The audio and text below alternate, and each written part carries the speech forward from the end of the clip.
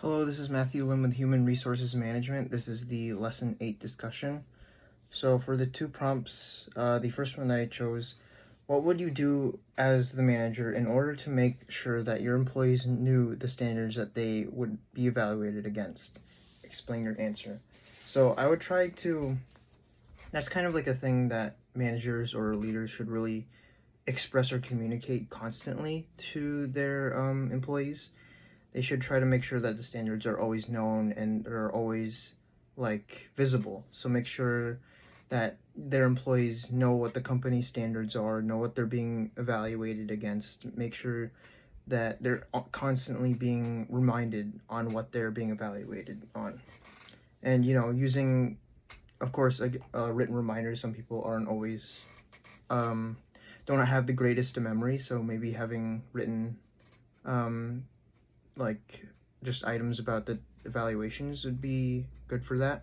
And of course, just constant communication. So that's what I would think is the best. And probably aligning everybody's standards with the company's goals, making sure that everyone is in line of the company, making sure that they know what they're supposed to, the company's goals and the standards are, making sure those are always equal to each other. And my second prompt, how would you minimize the chances that stereotyping could affect the evaluation process in your company?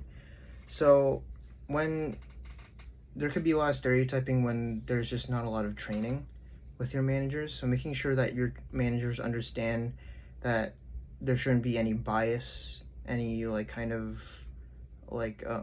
confirmation bias or stuff like that. Just making sure that when they're evaluating or they're just hiring, that they shouldn't just be using their own bias, making sure that they're able to know what their own bias is and what the company's bias is, and just not using bias at all. And then being sure to allow constant feedback between everybody. If there's constant feedback, managers will kind of know if there's that sort of stereotyping going around the company, and making sure that they could put a stop to it if there is any sort of evidence to that. And of course, just constant meetings with that, making sure that everyone is in the know, making sure that they know that feedback should be used, making sure that evaluation shouldn't be based on bias.